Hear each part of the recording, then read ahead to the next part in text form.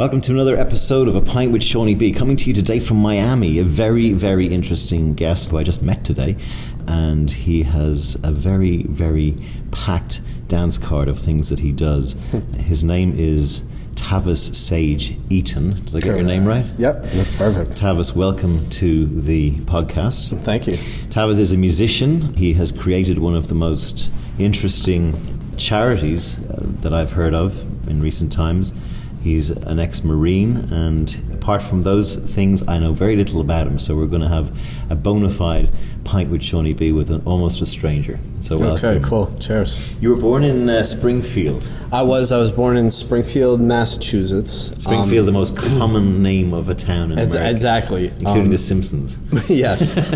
I like to actually refer to Springfield, whether this sounds dark or not, is kind of Depressionville, USA. It's Really? like, get out of there when you're done with high school, otherwise it's trapping you and you're not going to go anywhere. And I kind of joke about it. There's some lyrics in one of my songs where, you know, all the trees out there, not all of them, but most of them are weeping willows. Right. So like even the trees are sad there. Yeah. You know what I mean? Where is it in Massachusetts? It's about 2 hours away from Boston. Right. And what was your childhood like? Are you a big family, or? I kind of have a big family that I was never really very close with. My mother and my father were both party animals. They had me, and they had a very destructive relationship. A lot of my music talks about it, but you know, there was just fights and beatings. And were you the eldest? I'm the only. Oh, the only child. Yeah, okay. yeah. So there's one day that I recall when, I don't want to get too crazy with it, but my father had a phone cord wrapped around my mother's neck. I was a little kid, and I ran up behind my dad, and I bit him in his ass. I took a chunk out of his ass. And that's when he turned around, and I remember he told me the story later on. He said, I looked at you, and I just saw like blood pouring out of your mouth. And then he was like, I stopped, I let go of your mother right there, and I walked out the door. And like, that was that. Was that the end of their relationship? Not the end of the relationship, but that's kind of him leaving. I mean, I was with him again for a little while later on in life, but he was a renegade. He was a criminal. He ran around. He's been in jail several times. He recently, about 2 months ago, passed away. Oh, I'm sorry. It's okay. I still haven't cried yet. It's a funny thing. Right. I talked to several people, and they're like, oh, it's going to hit you. It's going to hit you. But I haven't shed a single tear. And, you know, that's just showing me that there was no real love there. Yeah. Anyway. So, what about your mother? How's she? My mother's in Eugene, Oregon right now, and she's doing great. They're living a really great life. She has a huge backyard and smokes pot still, you know. Was she loving to you? My mother was loving, but also wasn't there a lot.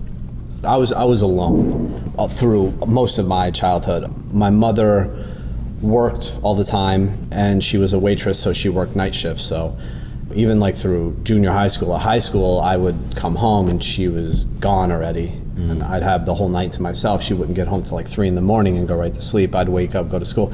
Yeah. She just wasn't really around. But my mother finally did escape from my dad. She took us, this kind of changed the course of everything.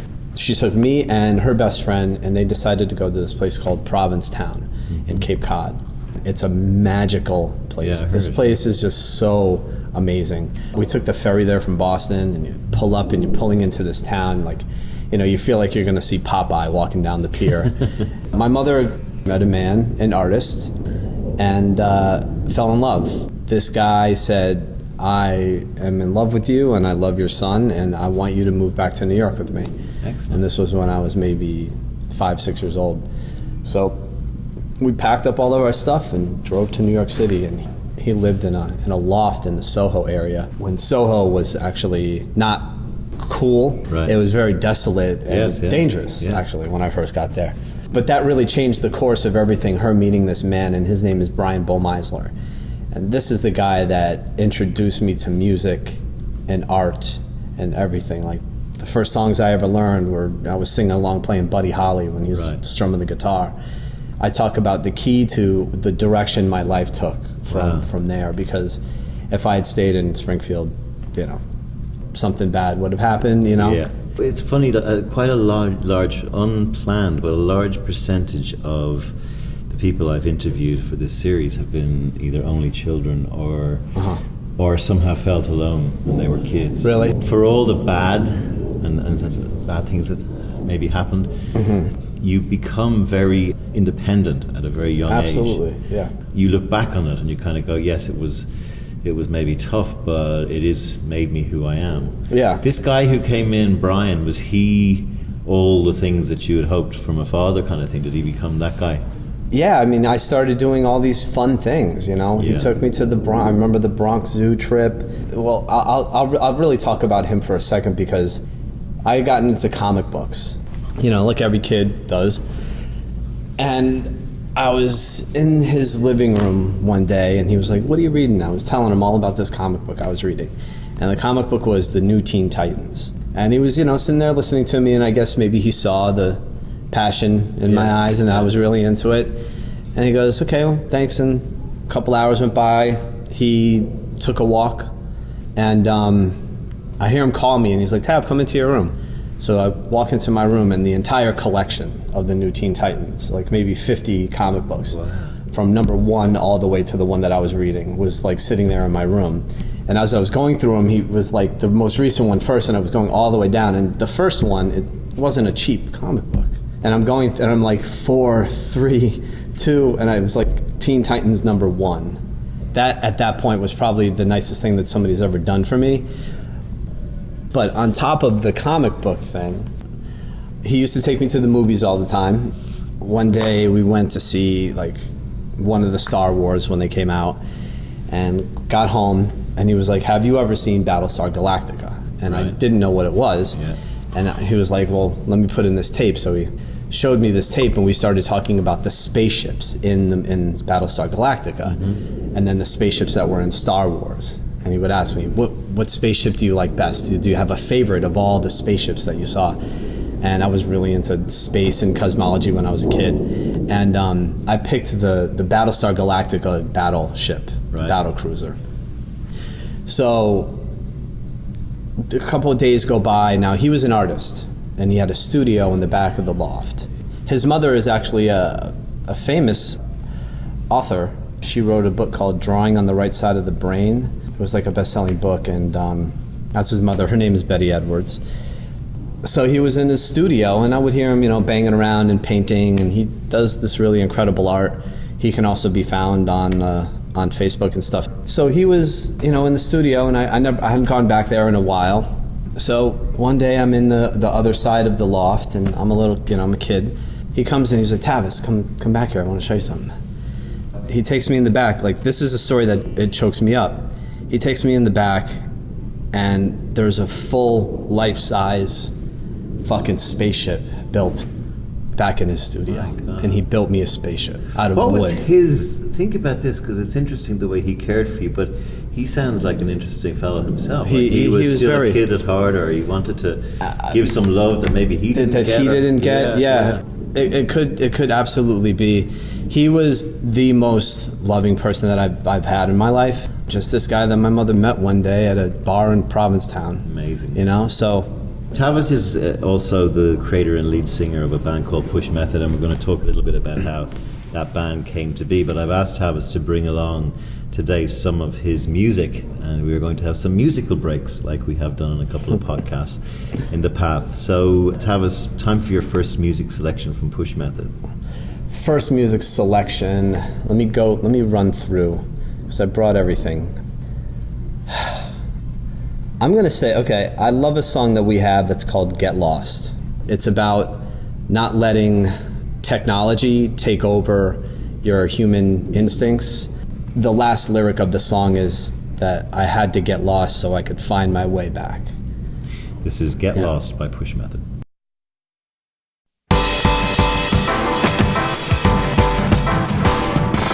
Walk with me, no GPS, get lost with me. No microchips planted in me. I'm not a hippie, but I do hippie things. From the old world, you had to fight to get the girl. You had to die to get the pearl. If you were lost, you found your own way. Come on, you never know until you get in the game. And life sucks, you gotta rub with the grain. And we'll never stop until you're hearing the name. You gotta lace 'em up, march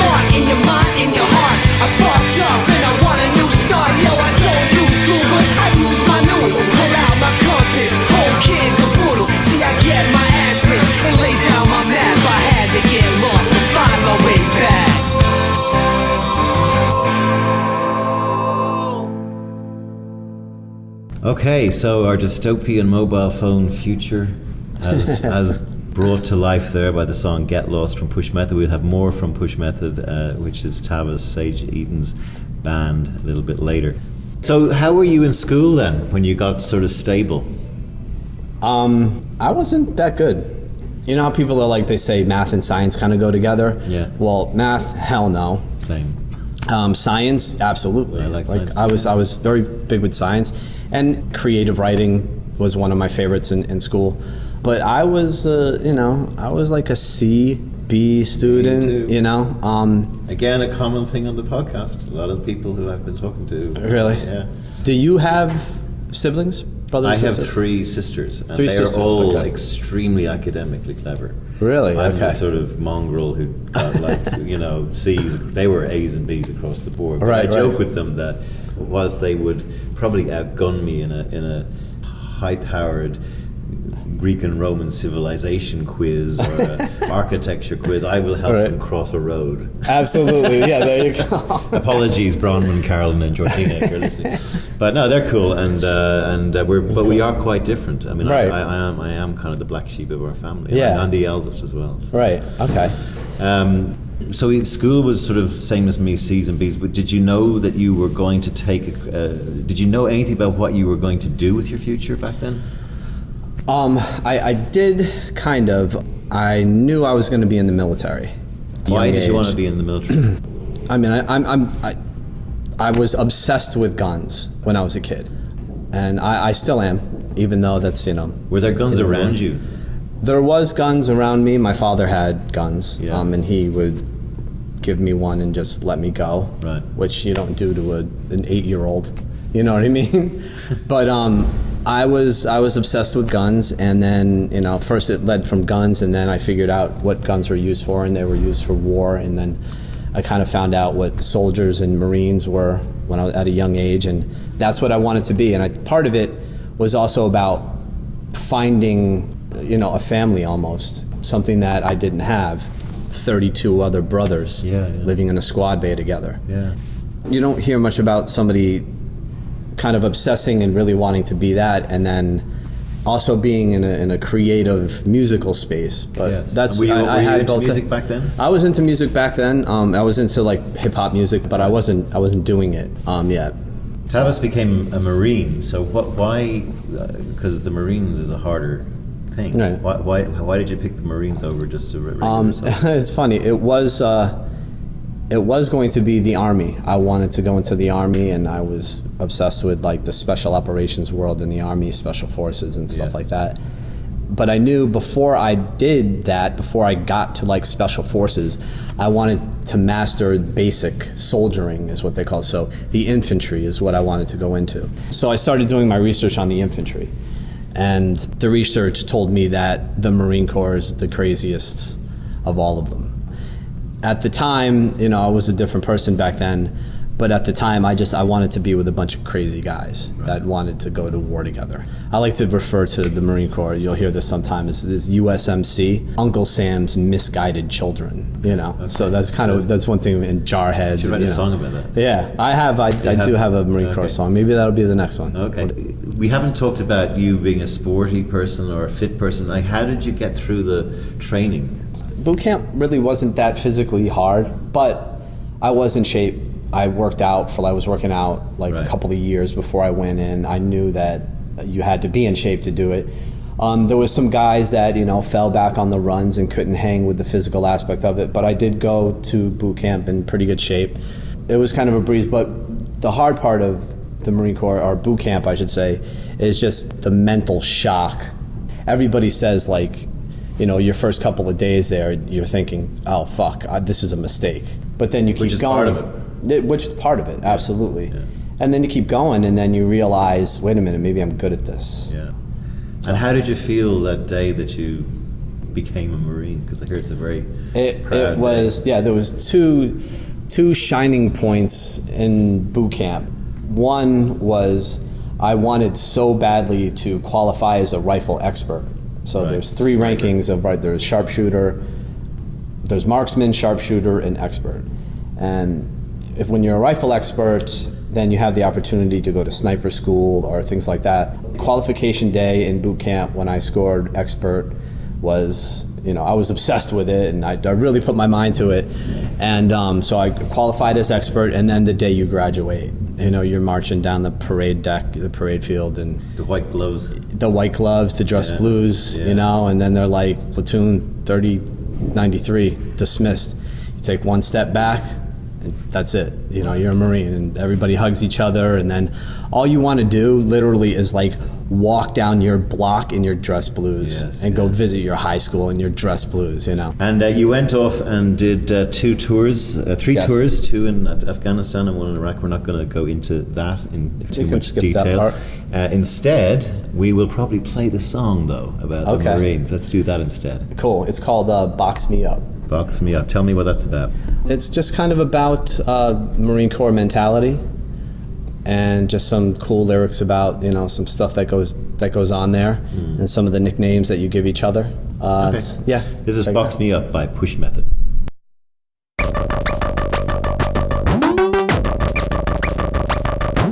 That's what it's about. That's the struggle right there.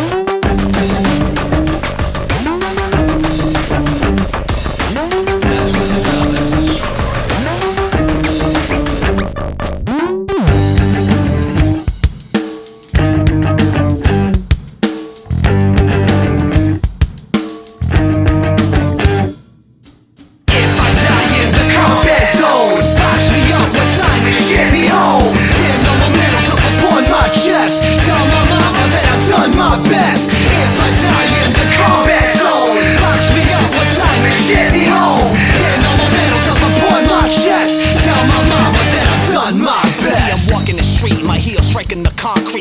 Of an army, and all my boots are behind me, and all you hear is the battle rattle, the war paint, war cry. When I die, aim for the stars in the sky like sci-fi, yellow footprint. Mommy, I miss her. Got my weapon and I was free. Set me up in the fire team, the 3rd squad, 3rd platoon, 3rd battalion, the best medallion. Give each other nicknames just for fun. They call me the little gunner boy. Not a fan of the government, but the son's patriotic. By the age of 18, threw more guns and onyx. The weapons are subsonic, the trigger finger's bionic. The barrel exhales the rounds like stupid cells chronic. Now you understand the kid can never be corny. Like a guarded baby doll, made my dirt work for me. If I die in the combat zone, box me up one time and ship me home. Pin all my medals up upon my chest. Tell my mama that I've done my best. If I die in the combat zone, box me up one time and ship me home. Pin all my medals up upon my chest. Tell my mama that I've done my best. This is my rifle. There are many like it, but this one is mine. My rifle is my life. I must master my rifle as I must master my life. Without me, my rifle is useless. Without my rifle, I am useless. I must fire my rifle true. I done shoot a few of you dudes, I spew the music to move. Activists are ratchet, laughing rapidly. Actually, a Rubik's Cube, I pursue the move like a thief in the night. My teeth in a bite, so move your food. This animal's rage like an animal cage. War is waged, grenades waved, I'm in cannibal stage. Devour MCs, any hour my power can't be detained. Remains of you cowards under the flowers. Shower, posse status, Flatbush at ease. Salute your general, please, they can't knock down these towers. They sour, we do whatever that they don't allow us, and burn down the houses of any trying to take ours. Tell me who look is determined. Here's a book for your learning. My fight, my struggle, me and Conf, the Brooklyn version. I'll be damned if I'm ever denied. If you try, then you die. Goodbye. Boom. If I die in the combat zone, box me up one time and ship me home. Pin all my medals up upon my chest. Tell my mama that I've done my best. If I die in the combat zone, box me up one time and ship me home. Pin all my medals up upon my chest. Tell my mama that I've done my best. I've done my best. Yeah, I've done my best. I've done my best. Come on, I've done my best. Push it, I've done my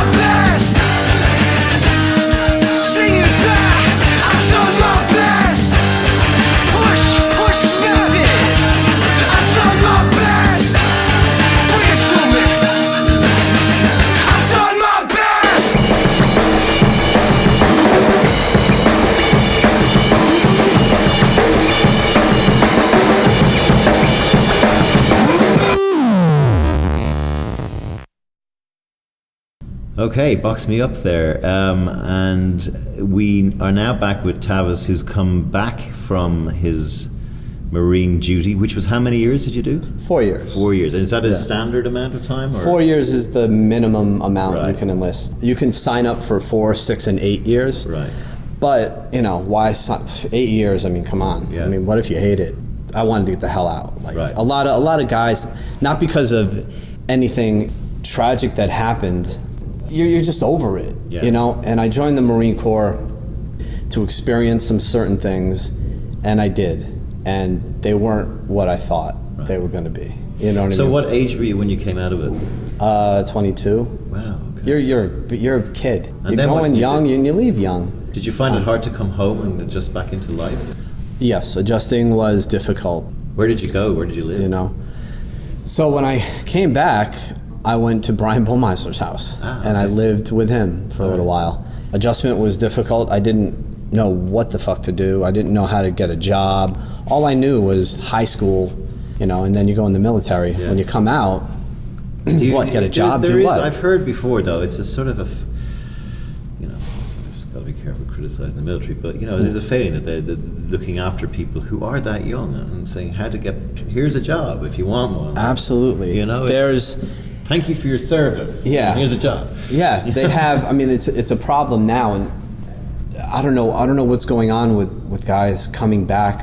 The suicide rate is incredibly high. It's like 22 per day and PTSD, and it's like, but why is this generation having trouble dealing with it? The Vietnam War veterans, not to say those guys came back, but you didn't hear about the suicide rate being that high, and then as you go back in time, it's almost like guys were tougher back then, and now we're just a little bit more mentally fragile. Well, you've also got to remember that back then there was lots of jobs. There was lots of things for people to do. And also things like PTSD there wasn't much known about it. And so you had to kind of pull yourself together. And there was that kind of a world. Whereas I think also, which is good, today people are encouraged to, if you're not feeling right, then speak up and someone will hopefully come and take care of you. I mean, I think that's what you would probably get from certainly the Vietnam era. A lot of guys just lost and just not being able to feel that they were even able to get any medical or that there was anything, they were the problem. Yeah. Yeah. Well, you heard just stories about those guys coming home and being spit on. Yeah. That didn't happen for us. So it was definitely harder for them. But you have, your average kid who goes to high school. After high school, he joins the military. He's in the Army or the Marine Corps for 4 years. He goes to war and he comes home, and so far he's still a kid, inside, like physically 22, 23-year-old that's been through more than your average man in his 60s, you know what I mean? Where did you land? I landed, I had issues. I had issues with post-traumatic stress. So I went through a tough time. I was cutting myself up, a lot of drinking, a lot of other things. Yeah. But really kind of what helped me a lot was music. Yeah. So that's kind of where music started to play a really important role with me. I was going to therapy. One night, I was having a really, really bad night, really hard night, and I didn't think I was going to do it, but I was standing at a really high peak, and I called 911 because I didn't know what I wanted to do at that moment. Cops came. I was like, I'm not doing this. I'm not going to go over this edge here. So I came down, as I saw cop cars coming, I went down. And I walked out the front door, and they were like, "Are you Tavis?" And I said, "Yes, I'm Tavis. What's going on?" And I was like, drinking and just angry. Anger, I'm still dealing with anger issues. And so they were like, "Are you okay?" I was like, "Yeah, I'm fine. I had the smarts to call you guys, so I just want to stay home and everything's going to be fine." Like, seeing you guys come down the block is really what turned that for me. I was like, wait a minute, these guys the cops are coming for me because I called 911, Yeah. So they saw these injuries on my arm, and they were like, "Well, I'm sorry, but we have to take you with us right now. We can see that it's something they have to do." Yeah. Well, if anything did happen to you. So Yes, they went anything away did happen to it, but they were like, we changed your see that mind. you are hurting yourself, so we have to take you. They put me in an ambulance, and they drove me to the VA in Manhattan. I was living in Brooklyn at the time. Right. This is why I don't like the VA, and this is a good point on them, looking after our veterans. So they take me into the VA. They set me down in like Just the waiting for those area. listening who don't know what VA is. Oh, it's a veterans hospital. Veterans Hospital in New York. Yeah. So I'm sitting down in the kind of the waiting room. They go through the system. They find my name to make sure that I'm not some guy just lying about it or just walking in off the street. And they're like, all right, the doctor's going to be right with you. And I sat there for 4 hours. And I was like, I'm going to go. I'm going to walk out of here right now. I want to go home. It was like 5 a.m. Yeah. Right? And they were like, no, you can't. You're not allowed to leave. I was like, yeah, but I've been here for 4 hours. You guys, you're not doing anything right now. Finally, a doctor came down and he was like, what's going on? How are you feeling? I was like, I'm better. I want to leave. All right, you're going to be okay? Yeah, I'm fine. All right, you can leave. Wow. So it was just like, fuck you, man. Like, you just had me sitting here, like, waiting. But imagine how annoyed the cops would have been if they'd known that was what happened. Yeah, right. The cops who brought you in. Yeah, they brought me in and they just left. Yeah. But they told, But they did their job. This guy yeah, didn't right, do his right, job. right. Yeah. So, yeah, So you had nights like this where you were just lost. I had some tough nights. Yeah. When did the dawn come? Over time, it didn't come. It wasn't like one day I found myself and I'm better. It was a process of healing. But like I was saying, when I got out, I started writing music, and my therapist was like, "Why don't you start writing down how you feel?" Right. I don't play any instruments. I rap and sing a little bit. Right. So I started writing all this stuff down, and everything I wrote down turned into rap. And then that was kind of the birth of PushMethod. Down the line, I started recording music out of the studio in Manhattan called The Cutting Room. I had one song that I wanted somebody to sing on. And I had a mutual friend introduce me to this dude by the name of Dusty, Michael Dustin Urie, who is now founding member of PushMethod. We went in, we recorded this song. The engineer in the studio was like, "You guys sound great together, you should form a band." We did, and we found a bass player and a drummer, and then we just started going to rehearsals, and we How long ago was this? PushMethod. This is about 6 years ago. And you're all still together? We're still together, yeah. Right. Our drummer left to move to California. Right. He went out there, started a family. So, yeah, we recorded that first song. We knew we had something. Dusty and we're completely different people. Dusty was brought up in a very loving family. He's from Dallas. They're well off. And he was raised with a lot of love and toys and gifts. And so, Dusty was very nurtured, and I was, the opposite. But kind of how PushMethod, the road is taken is a little, it was tough to have money to do all of it, recording and Were you working at this music stage? videos. I was working at the time, I was working for Scholastic, book publishing company, Right. Harry Potter. Yeah. I was working for them, doing IT like AV work, Okay. audiovisual stuff. Okay. I had been there for a decent amount of time, and I went to my HR rep and I was like, "Look, I put in some good years here, but I don't want to work here anymore, but I don't want to leave empty-handed." And they really liked me there, so they offered me a package. Like, usually you have to get laid off to get a package, Yeah. but I went to them and said, "Hey, I want to move on, but I want something." And I just had a good relationship with them there, and they gave me money. They gave me a package to leave. That money started PushMethod. Well, there you go. Yeah. Those business owners that are listening, there's one company that did the right thing by somebody and it was put to good use. Yes. This is a good segue into the Hoodies story. Let's go there. Yeah, Hoodies. So, band was formed. We started rehearsing, getting nice and tight, getting clean sound, and we started playing around New York City. Now, we're one of 10,000 bands playing in New York. Nowadays, nobody's really going to watch you or pay attention to you unless somehow you get lucky. A lot of bands that made it because either they had a connection or they had some money invested in them or whatever. We tried that a couple of times, but we just weren't getting there. Dusty's family helped us out with recording and shooting a music video and stuff like that.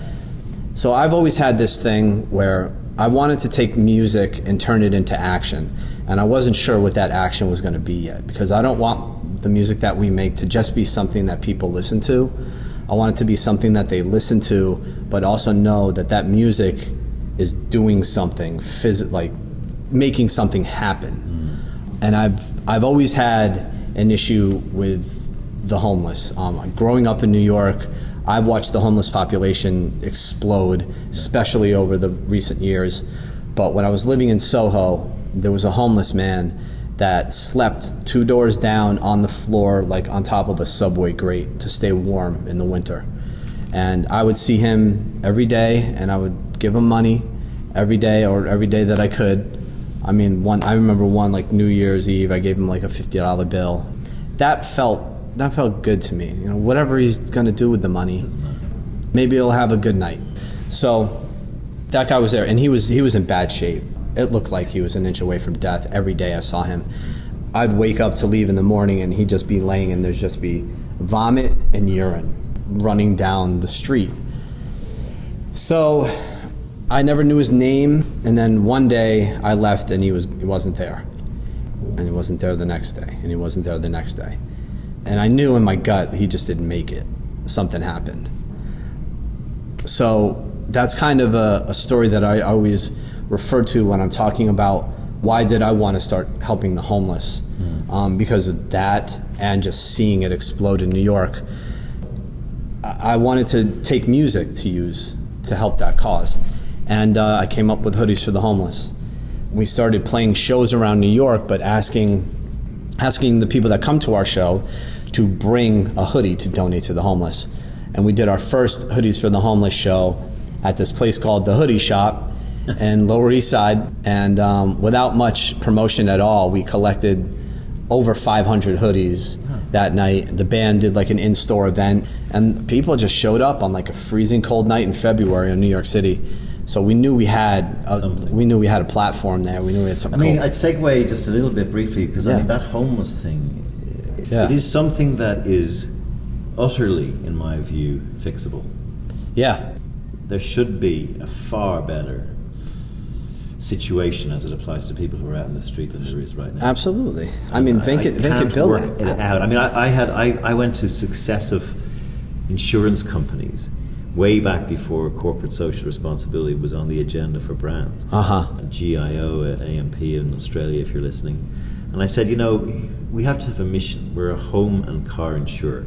Let's just say we believe everyone has to have a home, and let's spend the next 20 years fixing homelessness. How do we do it? I don't know. We get architects to build cheap prefab things, or whatever we do. But let's be the insurance company that believes everyone should have a home. Yeah, sure. Yeah. There's an idea. That's a great idea. Cost you shitloads of money. No, not at all. And it's just, you know why it is? It's because it's like your guy. They're just going to use the money you give them to buy drugs and get drunk. Yeah. You know, we've got a built-in excuse not to give alms to homeless people. Yeah, sure. You know? Yeah. And you know, when I was in China, the people on the streets were women with little kids trying to give them away. Now what do you do? And when you're walking down the street, the little kid grabs your leg. Oh, Jesus. And the mother's going, please take him. Oh my God, right? man. I mean, they're just going to use it to get... No, half the time those kids are stolen, I found out. And half the time the mothers aren't even their mothers. Right. And we used to go around, myself and my girlfriend, just handing out little parcels of food with toys in it. Because the pimps who were running these... Because there was stuff like that happening. Wow. Well, you can't take the toy off the kid, and you can't take the food out of it. They'll eat it before he comes back. But yeah, so this homeless thing. So anyway, tell me what happened then with your first batch of hoodies. How did you get them out there to the homeless? We started walking around and handing them out. But then we knew, you know, we had so many that we couldn't do that. So we found an organization called Coalition for the Homeless.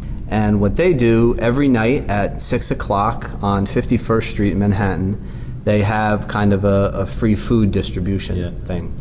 Over on Park, right? Yeah. I've seen it. Yeah, you see them lined up right outside of like a church building. Yeah.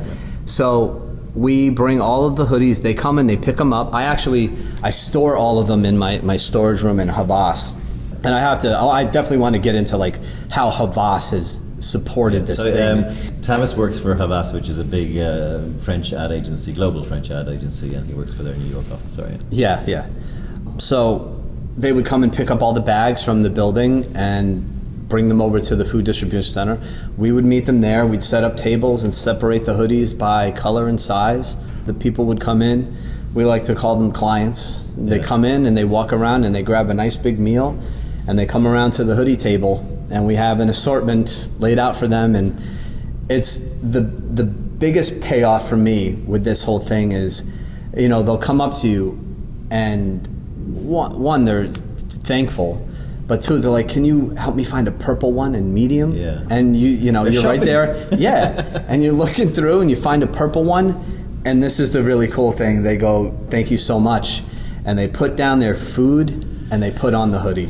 Brilliant. Right there before they walk out into the cold. Yeah. And they're like I'm putting this on my body right now. Yeah, so you have PushMethod and the Hoodies for the Homeless as two things.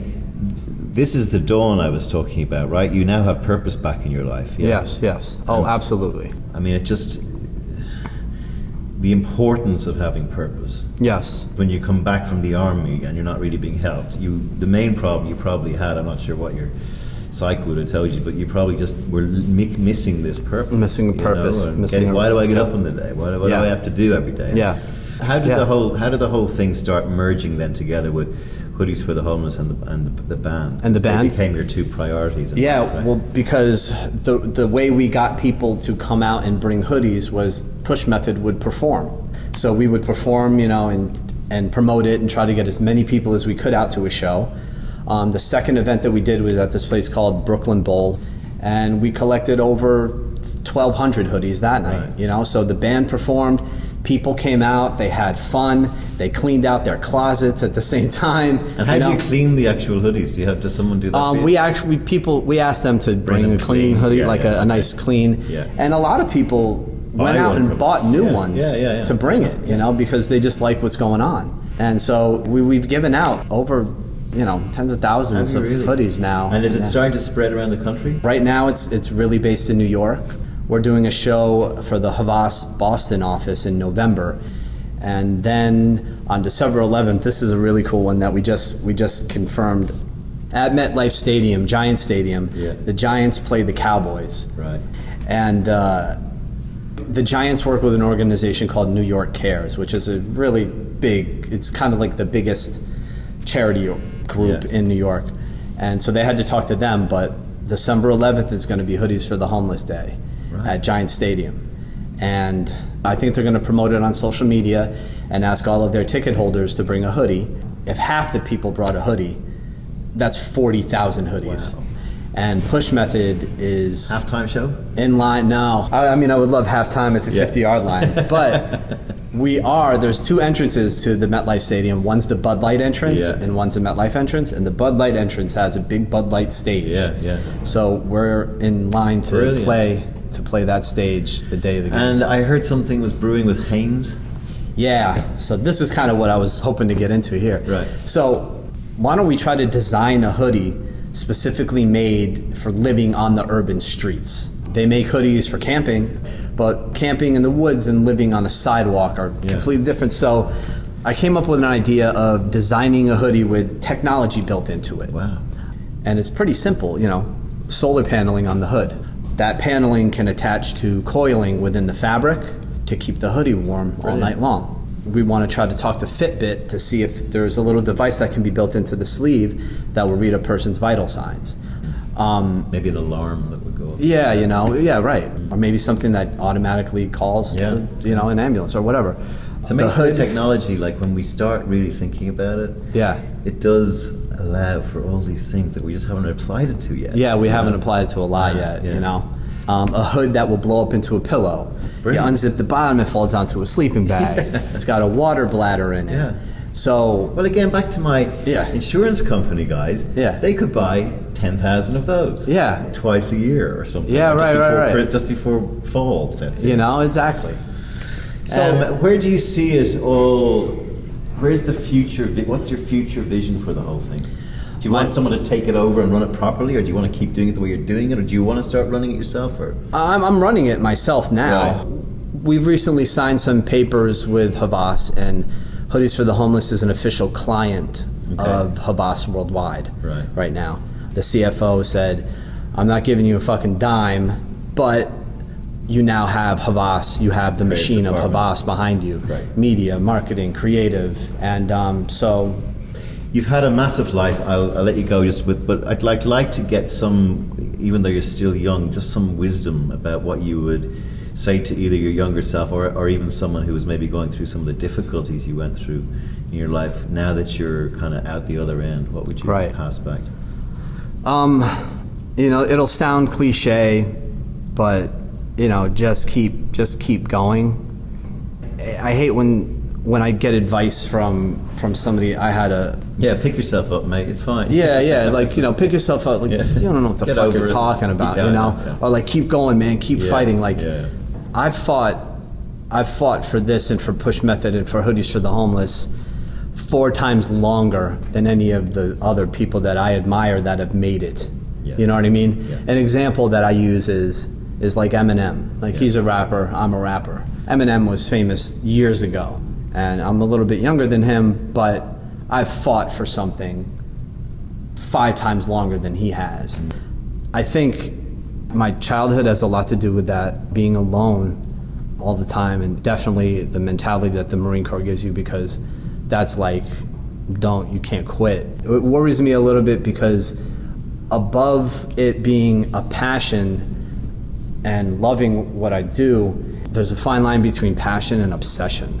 Yeah. And it's like, I'm almost slightly obsessed with this being something big now. Because if it doesn't, then I'm gonna feel like I didn't finish. Complete your mission. Yeah, We're going to complete our mission here today on A Pint with Seaniebee. Thank you very much, Tavis Sage Eaton, for appearing on the show. We have one last song to play us out from PushMethod. The best of luck with Hoodies for the Homeless and the band and the future of your life. And as I said, if you need anything from me or if I can help in any way, I'd be more than happy to do so. Tell us about the song we play out to. Okay, this song is called Chill Drop. You ever have those moments when you're sitting there and you're just kind of staring, but you're not focused on anything, and you see people all the time like that, and you wave your hand in front of their face? Yeah.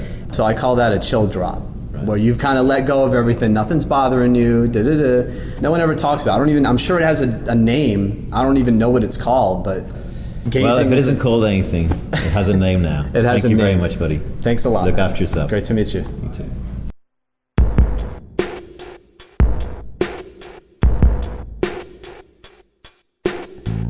One day I would try to explain when I look into the mirror and forget my name. My breath is holding, my eyes are frozen, I'm not focused on anything chosen. My mind is just blank as a mannequin. I'm not thinking of anything, just let me be in this heavenly haze. It's the one place that our brain allows us to bathe in the ocean on a multi-dimensional wave. And I can see you waving your hands in my face, but I'm a slave. You're trying to break up my rave, just let me gaze.